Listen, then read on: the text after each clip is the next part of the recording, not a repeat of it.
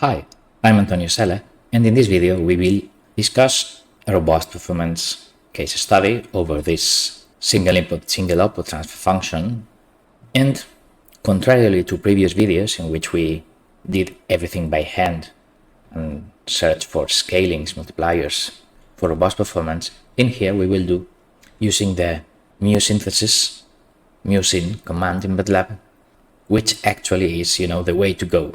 Previous videos were kind of motivational in order to grasp a little what's inside musynthesis, but musynthesis commands do everything for us, so we just need to craft a generalized plan. So let's go. If we recall the problem we were studying, we had this nominal module and we had an additive uncertainty of size 0.5. which we can build by using this normalized delta size 1 uncertain linear time invariant dynamics, multiplying by the bound of delta and adding it to the nominal model. Well, I added a high frequency cutoff for simulation only. What is consistent performance? Well, H-infinity robust control works in frequency domain, so we wish that for all the family of plants, the closed-loop transfer function from reference to loop error must be below this blue line. For simplicity, we will not weight control action U, but maybe in practice, due to, for instance, saturation, we may wish to put also a bound for it. We'll not do it because, as we have additive uncertainty, in some way, unstructured formulae tell me that the way to cope with additive uncertainty is limiting control action, so we are sort of implicitly limiting the control action. But okay, maybe it will be more practical if I do explicitly limit it, but will not do it for simplicity. So, in theory, we must translate our control problem to this block diagram. Here we must have a normalized uncertainty delta size 1, and we seek that the norm of the errors is less than 1 when the norm of the disturbance setpoints group 2 is less than 1 for any delta. That's the robust performance problem statement. A way to do it is removing the upper part of the block diagram because it's unknown and looking for some multipliers, some scalings, S, putting here S and S minus 1 and applying scaled small gain. We explicitly did it in previous videos, looking for S by trial and error. But of course, that's not the way to go. That was the way to learn, but the way to go is using an optimizer to search for that multiplier and iteratively searching for S and K. That's the essence of a musynthesis algorithm, and Matlab does it. And also Matlab, its robust control toolbox, is able to handle the uncertainty manipulations to extract it from the block diagram. So we only need to deal with blocks 2 and 3 because outputs of block 1 will be obtained by the robust control toolbox. So the only thing we need to craft is a generalized plant in which we have a physical plant with some delta inside, and we need to deal with this generalized plant as we handle the nominal H-infinity control problem, nominal performance, because delta and group 1 will be transparently handled by Matlab commands. So, which is our control problem? Well, we are solving a 1 degree of freedom control in which we want the error to be small when set point reference changes, and the information to the controller is exactly that error, and the controller gives me a control action U. So, well, this is the generalized plan for this problem. In order to avoid multi-incidence of this G real because it has delta, to avoid making accidental copies of delta we don't wish to, we can write the same expression like this, in which G, real, actual physical plant, appears only once.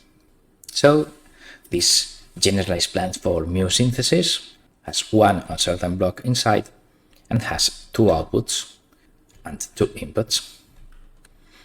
How is uncertainty extracted? Well, that uncertainty is extracted with the command lftdata. Importantly, actual use of lftdata is not needed unless we wish to do some advanced tricks.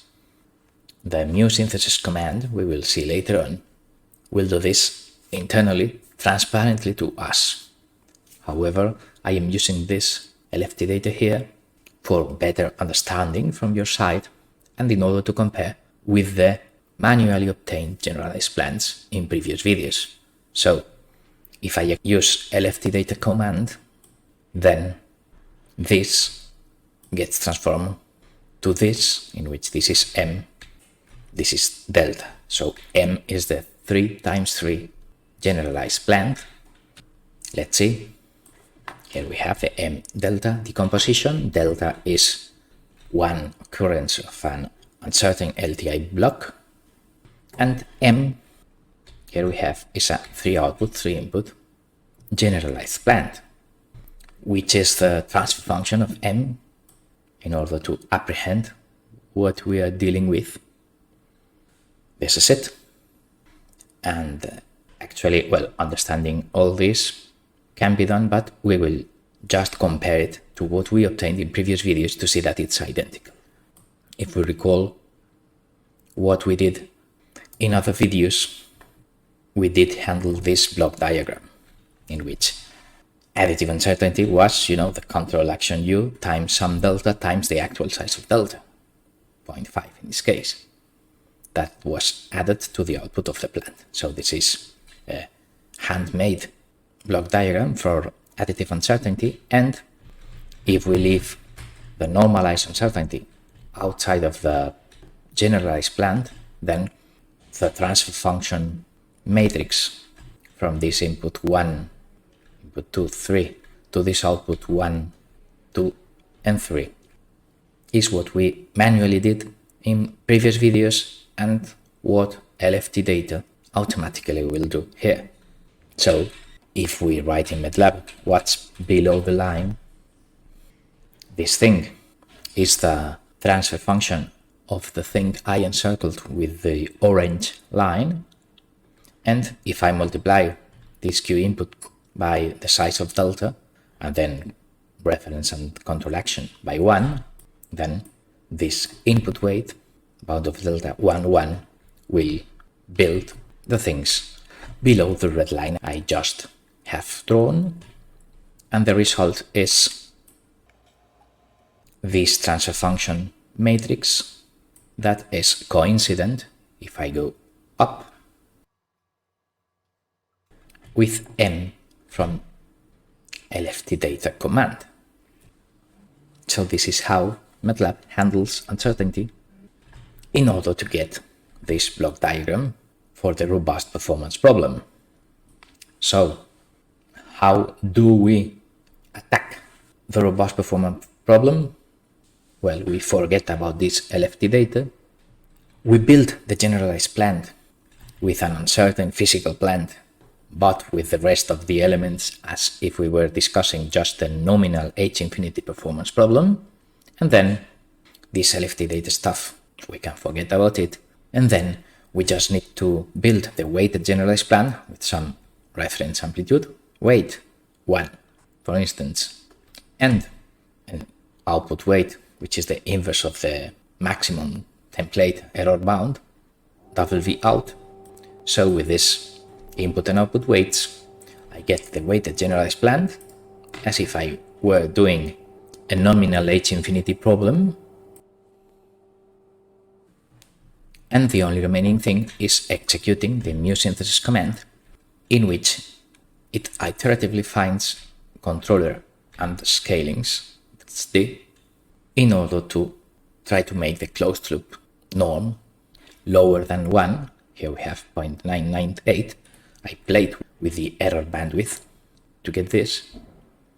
So this command found some S to prove that the norm of the error is less than 1. So we'll conclude now.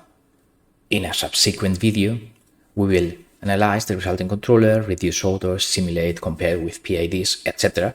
But for brevity, in this video, we will just discuss the conceptual framework in which, summarizing, we need to build this 3x3 generalized plant, and we checked that if we build a generalized plant as if we were solving a nominal H infinity problem with uncertainty in the physical plant, then the musynthesis command internally calls LFT data and builds this block diagram coincident with what we manually found in earlier videos. But I stress that LFT data, this will be the first and last time we use it, because we just need to call musynthesis with the weighted generalized plant in order to obtain a musynthesis controller.